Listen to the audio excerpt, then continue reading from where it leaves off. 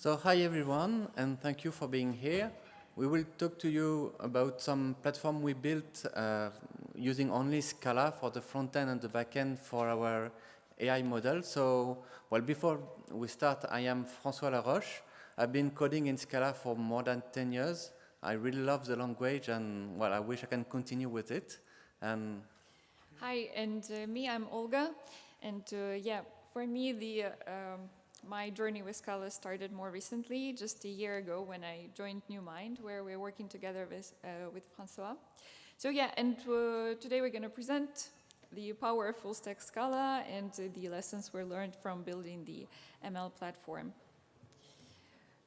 So yeah, what we're going to cover today, I will first start with the introduction about what's NuMind and the NuExtract, the model we developed for the structured information extraction, and I will have a little small demo for the platform itself so that you understand what we are talking about. And then we will switch to the architecture, give the overview of the global architecture, and then more in details about the HTTP communication, concurrency, yeah, pretty much everything you see. Database management, as well as front-end, user management, which will come before. And then how we bring it all together, and we will conclude. So a few words about NuMind. We are a startup, an AI startup. We are based in Paris. We are a pretty small team. We are just 12 people now, who are mostly data scientists and software engineers. And we specialized in structured information extraction. So one of the greatest models that we develop now is the NuExtract, which is basically the model to extract JSON using a template that you can define from no matter which document, from either just a plain text or a text document or a PDF, whatever can be converted to a text or an image and can be served to an LLM.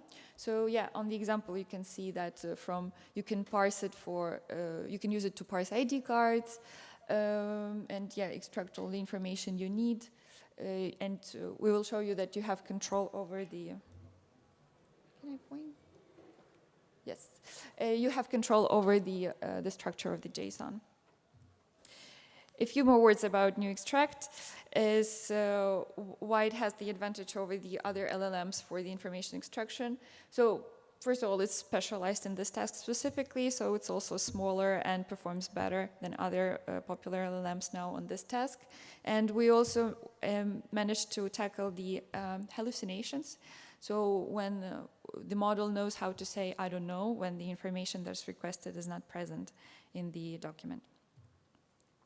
Okay, now I will do a quick demo of the platform. Am I on? Yes, I'm on prod. So where's my...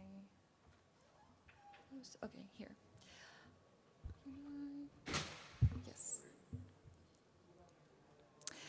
Yes, so here, as I mentioned, there is a template in which you will define what exactly you want to see. It's a specific syntaxes, but at the same time you can start by just describing it in the natural language. So for example, I want to just take photos of the badges and I want to extract information that I want about the participant and to which conference it is. So I can just try to type extract info about the event and the person. And yeah, on the platform, actually using the same model, NuExtract, you can also derive the template. So yeah, this is the template, and then I took a few pictures of our badges just for the demo. So that would be mine. Yes. So my badge, and you can see that, yeah, the event, Scala Days, the date. Yeah, so here, because I in the template, it's specifically date time, but if, for example, I will change it to the start date. So it gives you a nice place to start, but then you can also, you are free to customize it. Date time. Okay, the template is valid, and I can try with another one with François, which I don't see. yes, the first one. Okay, so it will calculate, yeah, so, and also, by the way, description is not present, so it doesn't try to come up with something just to fill it in. So yeah, this is how the platform looks like. We have some reference project where you can start. You can also attach the examples, which will improve the performance. And there are other functionalities on the platform, but I think we'll talk about it more when we switch to the architecture.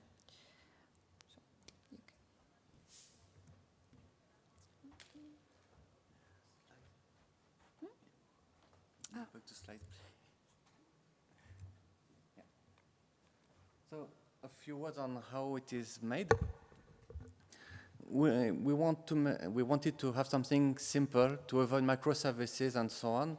So, well, I won't say it's a failure, but we still have a lot of services on the application, even though we're trying to have a monolith, and we'll show you what kind of technologies we've put up together, but we wanted to have something simple and easy for new developers to come. So we have a lot of bricks in our application. The first one are the ML AI bricks. So we have some pre-processing for documents, so that it's what would transform any document to something that the model can ingest. And then we have also an embedding service for some kind of RAG and the model here. So of course this cannot run with the application because they will require GPUs. Machines are more expensive and must be handled differently. That's why we have a lot of services on that. And on the other hand, we have more business services that are off-the-shelf services or SaaS services that we are using that just avoided us developing everything on our own. So we mostly have one application with a backend and a front-end. These are two applications in the way that the front-end is a single-page application, but in the fact, the front-end is served by the backend, so everything is only one application deployed. If you look at deployments in the servers. So here is how it is deployed today. And well, Olga will tell you a bit more about the components. Thank you.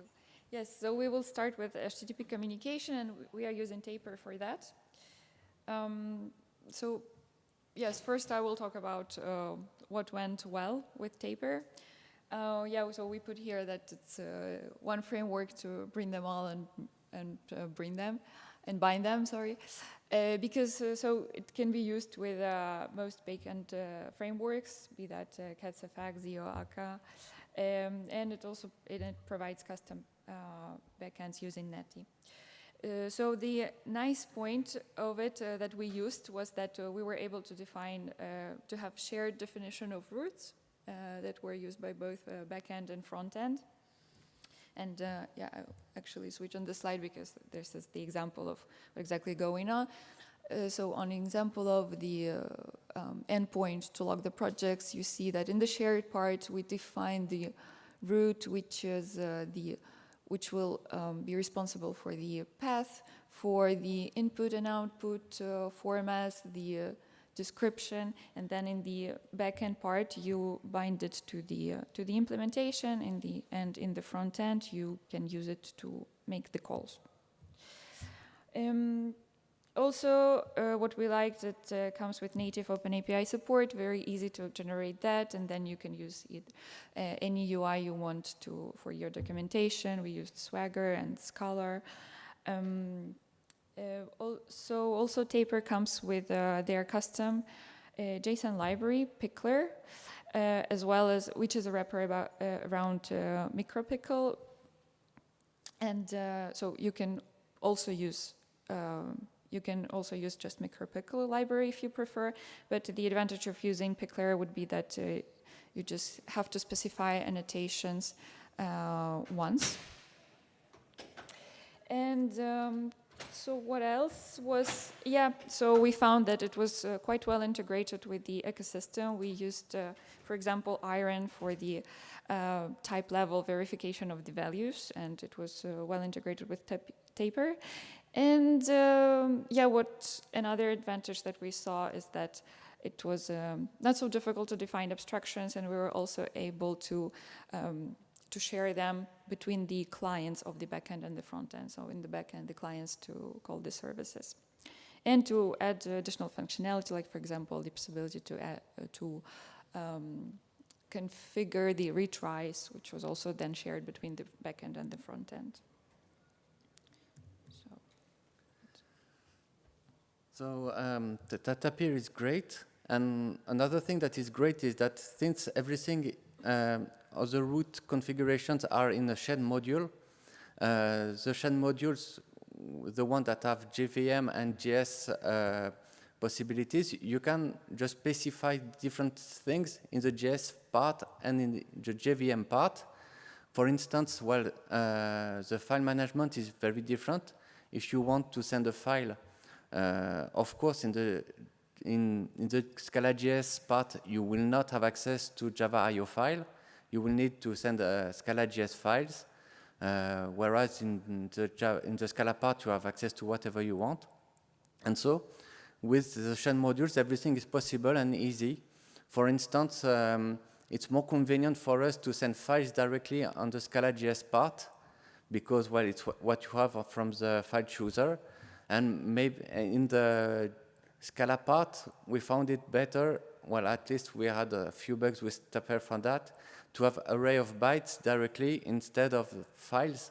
And since you have a shared module, you can have types that are just aliases that will be very different from the front and the back.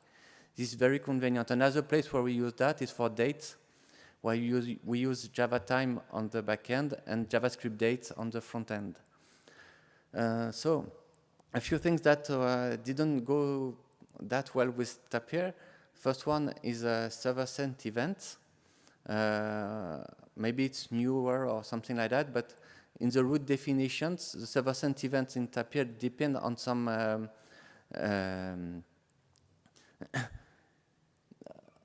streaming technology. And this streaming technology, of course, depends on whether you're on the front or in the back. And so the root definition cannot be shared.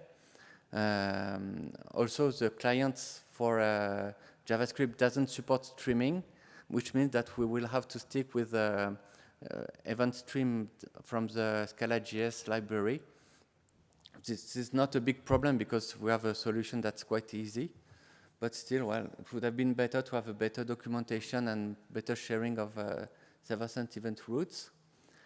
Another problem we have is that with the Tapir, with using the NetAsync backend, we don't have any support for multi-part form data endpoints. So this is quite blocking in the backend because we cannot receive multiple files or something like that at the same time. So this is something we're trying to see what we can do. We have a few issues with Pickler derivations. So, well, it's a bit experimental, so it explains why. But sometimes we had to help the derivation and define ourselves some givens for options of t, list sequence of t, and so on, so that derivation can work correctly. Another thing that was quite confusing is that there are a lot of concepts where you need to derive type classes in Tapir.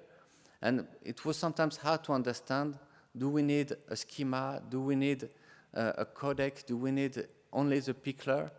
And sometimes the order in which you declare derivation changes quite a lot of things. So it took us quite some time to get things right. Next is error management. When you write the backend implementation with Tapir, you have a lot of options. So you have methods like handle success, handle error. Each one manages error a bit differently. Each one expects different types. And getting everything right, well, was quite challenging because I wanted to have every time a JSON response, whether it should be from a validation error or service error. And well, our management took us some time, yes.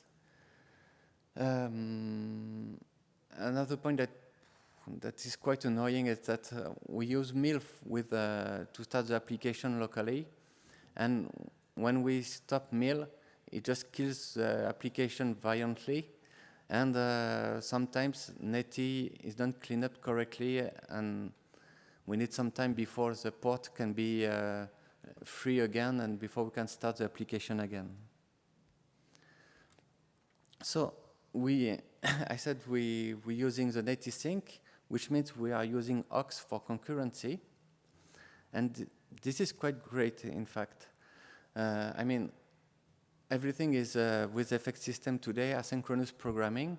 And the main reason, at least in my opinion, of using FX system and so on, is that we don't want to block the JVM threads, which was quite a big problem with Java application where you had one thread, one request. And so now that we have Project Loom, and aux is some kind of big wrapper with some nice syntax on Project Loom, well, blocking is not an issue anymore because you have virtual thread and you will not block the native thread anymore. So let's go back to something simple, and that's what we did. Let's stop worrying about not blocking and asynchronous programming. We get back our stack trace. We don't have timeouts anywhere, so we can use the debugger and everything. The tests are more simple to run, and so on. So we have a lot of advantages with that. Of course, we don't have the same performance that we could get with an FX system, but still we have something good enough, and I think it will be good enough for most applications.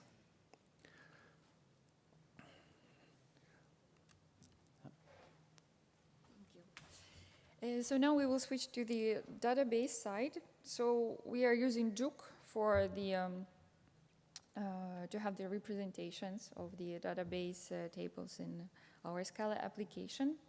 So JOOQ provides DSL, which is quite close to SQL itself, and the advantage that we saw is also it's quite readable. You can see on the example, it's a simple select from where, and very easy to understand what exactly is going on if you just know SQL.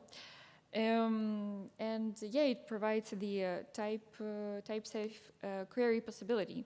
So the way it works is that it scans your database schema and generates the Java classes that represent it. And it also takes into account all the migrations that happened. And yeah, then the Java classes can easily be integrated into your Scala code. Another point here is that the generated classes are not committed to Git, so the generation happens each time it's part of the CI. And yeah, as I mentioned, not sure I mentioned already, but we are using Flyway for the schema versioning, and so to define all the migrations. And yeah, as I said, it's very nice. It's natively integrated with JOOQ, so that works very nicely. The migrations themselves, they are committed to Git, which also means that it's easy to stay consistent between the local deployment, staging, and production. There's not many problems there. Another point about how we are using it is for most of the schema migrations, we have just SQL files in Flyway. But when we needed to do something a bit more complicated with the data migration, not just a simple schema change, we needed to use Scala-based migration. So our example was that we, at some point, so we have entities like documents and files on the platform, and at some point we wanted to move all the content from those to the separate blob table. And yeah, as I said, we did it using Scala migration, which was a little bit more cumbersome, but still pretty easy to do. You just extend from the base Java migration class. Then you have JDBC connection, and then you are free to just prepare your SQL statements, execute them, and free to do with your data whatever you want in Scala. Then very briefly about user management. So that part we didn't implement ourselves. We used something that's already existing. We used Keycloak for that, which we find it's pretty mature solution already, and it's maintained by Red Hat, which also gives us the idea that it will probably be there for a long time and will have the community support. So yeah, it already comes with all the user management included. We don't need to care about the passwords, confirmations, email confirmations, password, email users forgetting their passwords. All of that is managed by Keycloak. We were also able to configure the organization support. So on the platform, you can have organizations where you can share the projects within your team. Although on the side of Keycloak, it needed some tweaking. We had to deploy a special version of Keycloak for that, phase 2. So it's possible, but with a little bit of complications. So also on Keycloak, it has SSO included. So we have Google Connect configured. About that, when you know exactly how to do that, it's actually a few clicks. But we found that to understand where exactly to go, how to configure it, it wasn't so obvious to find. We also found that there are maybe a bit too many concepts in the world of Keycloak. And we also found that it's a little bit too heavy dependent on the web interface. So in contrast to Flyway, where everything is committed to Git and you can synchronize between local and production. For Keycloak, each developer had to go to the web interface and configure it, so we had to carefully see that in the production we will do exactly the same steps. And I think we can switch to the front end. Yeah, wanted to add something about Keycloak and the fact that it is harder to have everything in Git. Is that you have a lot of stuff, a lot of configuration that will depend on environment.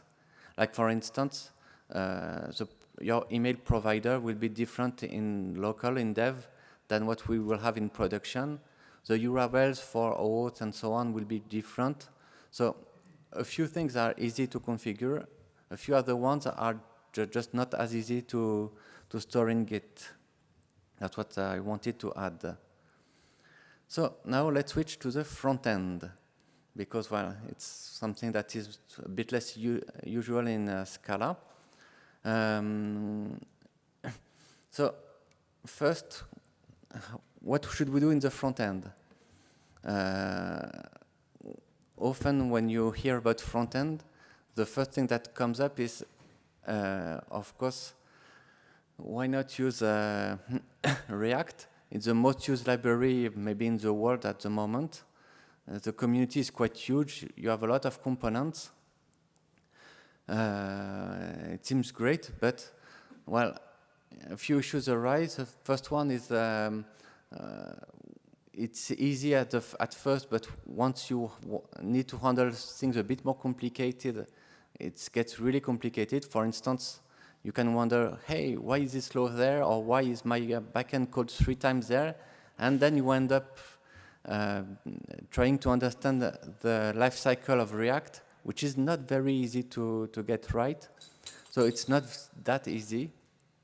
Second point is that the facade, which is the way to use JavaScript libraries in Scala for React, at least the one that is well maintained and so on, is quite different from React. It's become a framework on itself, and the learning curve is not that easy to get also. Well, I've tried it in a previous company, and really it was not that great. And of course, it's mostly made for dynamical languages. So let us play a little game. Imagine you have a cat here. You want the cat to fly. In JavaScript, what will you do? You will do cat.wings equals new wings, You will choose if you want feather wings, bat wings, or whatever, and the cat will fly. In Scala, you cannot do that. The language is static. So what will you do? You will want to say, okay, I will need a jetpack for my cat.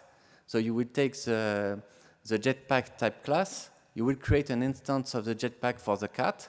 You will make sure that the jetpack will not burn the cat tail. It's very important. And that's done. The cat will fly. So what we can see is that languages are different, and the ways of doing things are very different.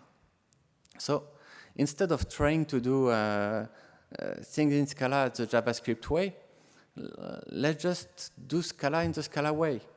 And that's why we chose not to use React. Another reason is that you cannot just copy-paste the documentation of the components or whatever and use them in Scala. It requires quite some time to change everything, and for some junior developers or developers that are not very familiar with Scala.js, it can be very confusing, at least in my experience. So we went with Laminar all the way. Laminar is a library where everything is done with observables, so which is funny for us because just before that, we were developing some desktop application with JavaFX, and JavaFX exactly the same. Everything is observables everywhere. So when we started everything with Laminar, we had a good idea of how to handle observables, what are the issues with them, and how where we should have more attention to everything. So of course, with Laminar, since it's Scala.js, you will have a smaller community, but well, so far we haven't had any real issues, so I guess it's okay. So let's talk about Laminar. So as I said, it's mostly events and observables. So it's value that change, and you react on the changes. It uses Scala tags for the HTML part, and it's very well integrated. You can hook all the observables inside the Scala tags.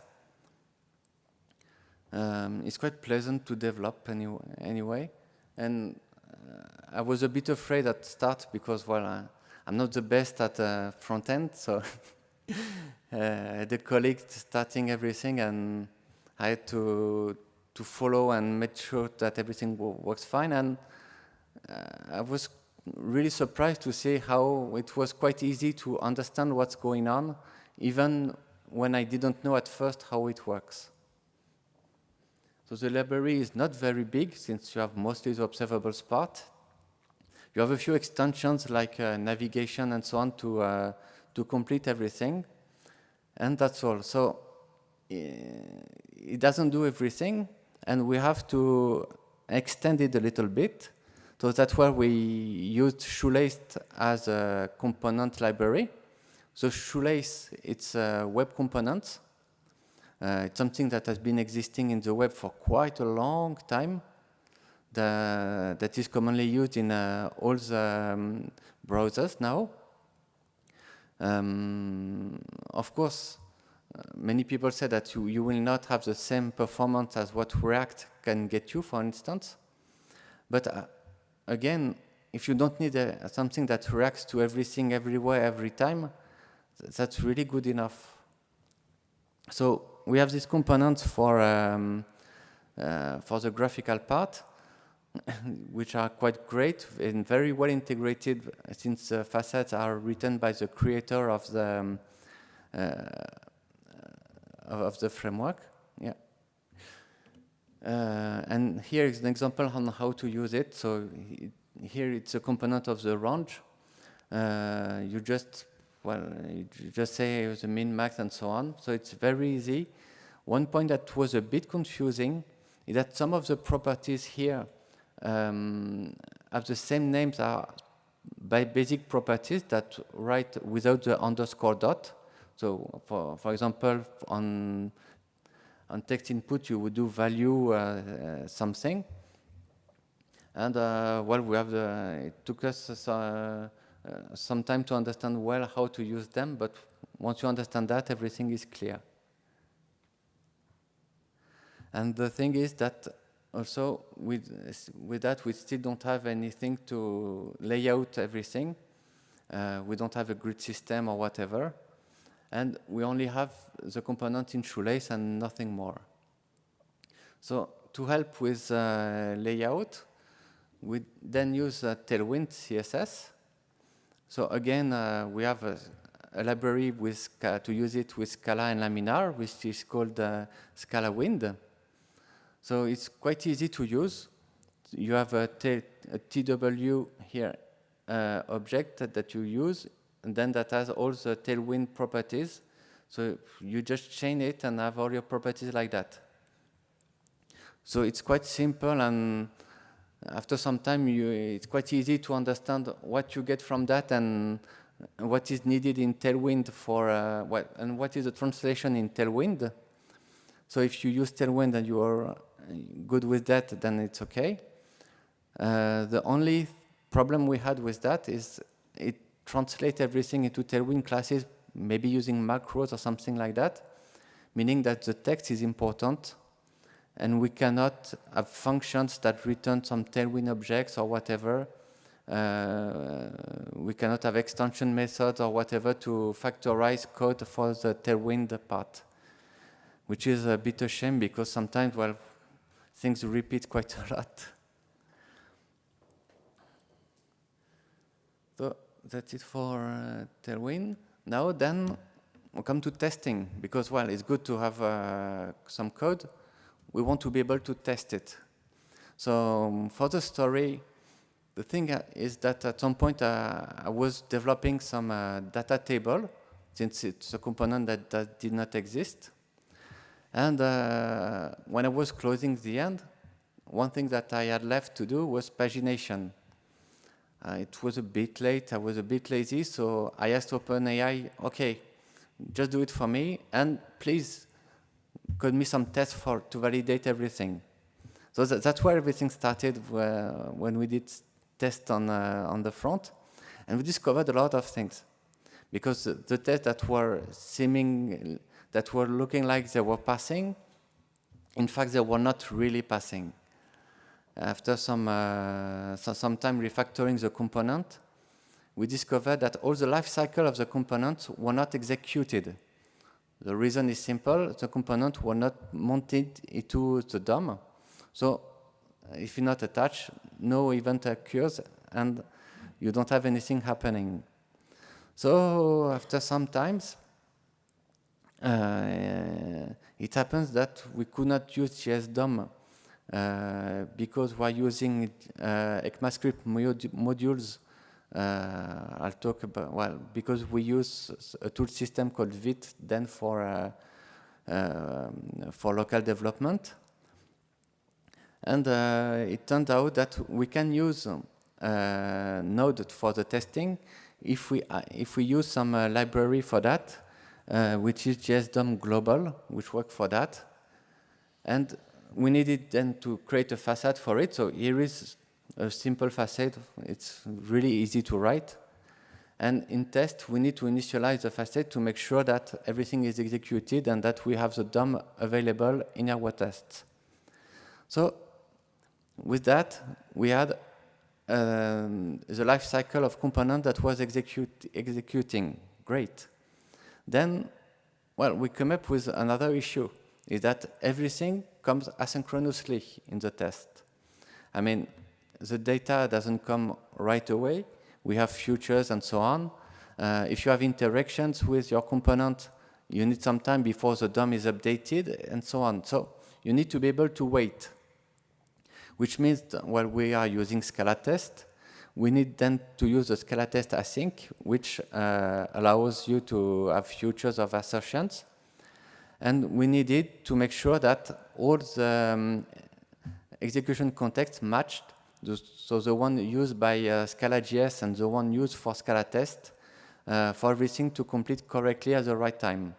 So this is this line here, where we said to use correct execution context. Took quite some time to have everything right.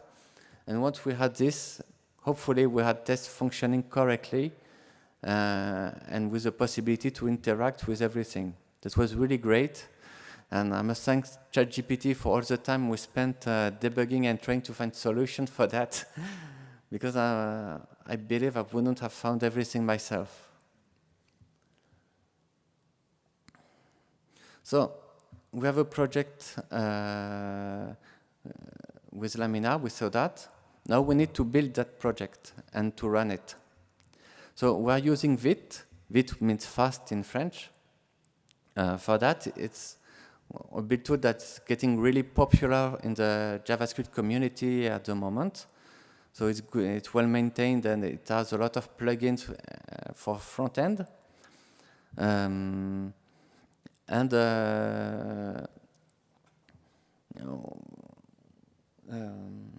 So we have packaging of the application that is done with Vite, and also we are running a dev server for that.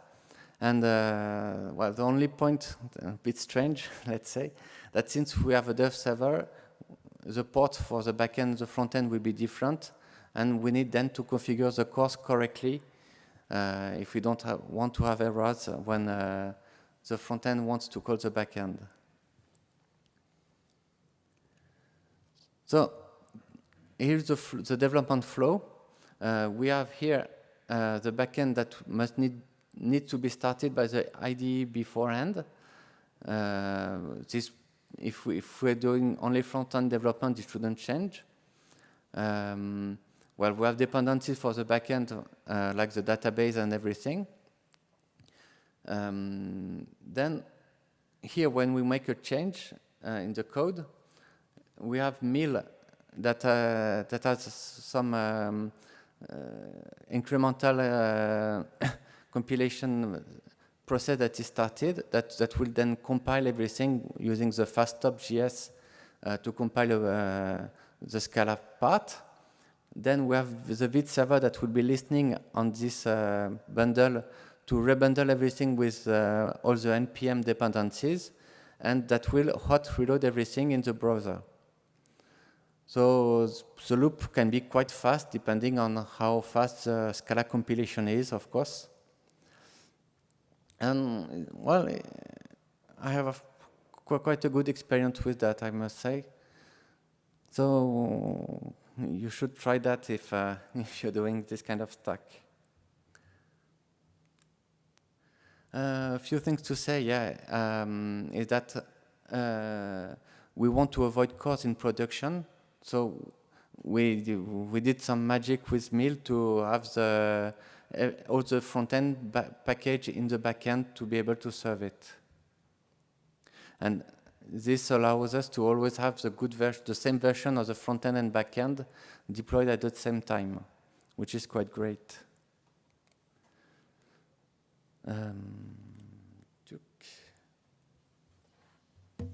So we only have a few minutes left, so I will very quickly say about bringing it all together. As we already mentioned, we are using Mil as a build system. And a few points about our experience with it is, so you write your build dependencies in Scala, which we like. It's a bit more lightweight than SBT, but at the same time it still takes a long time.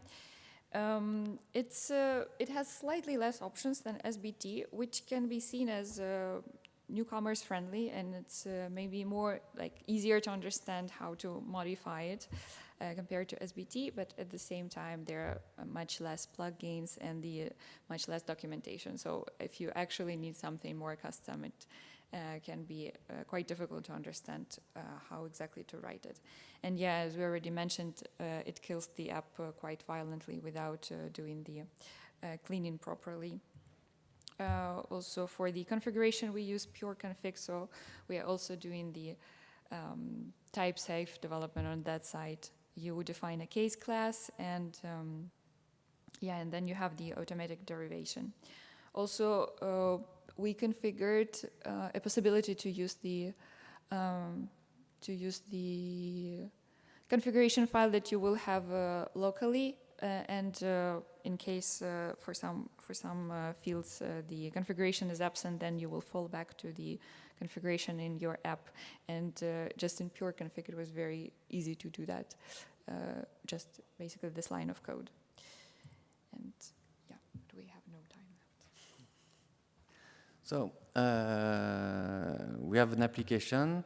We use GitLab CI to automate everything. So every time a commit lands to main after some approval of pull request, the Docker is built. It pushes to the local GitLab registry and automatically deployed. So this is quite great and quite simple. And what's more simple is that since we only have a Docker image, it's easy to deploy, and you can use almost whatever PaaS provider you want to deploy this kind of application. So a few conclusions. We tried to make something simple, to use what we could say boring technologies to ensure that, well, it's easy for someone to come on the project even without knowing Scala, because, well, the community is not that big, and we want that community to live. And for it to live, well, we must have newcomers. And I think it's often better to not always look for seniors that will know everything and know your stack.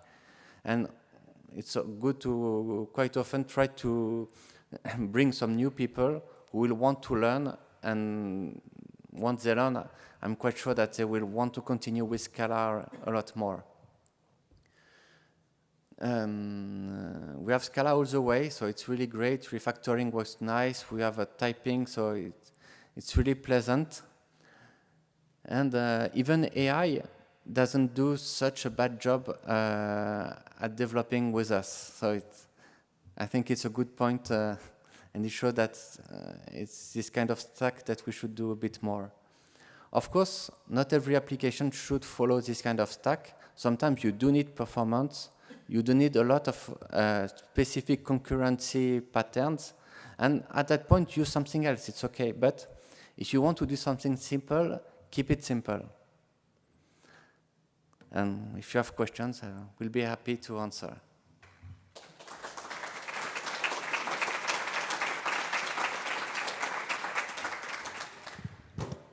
Hi, thanks for the talk. We don't have time for the Q&A session. You are welcome to discuss with a speaker after the session. Sorry.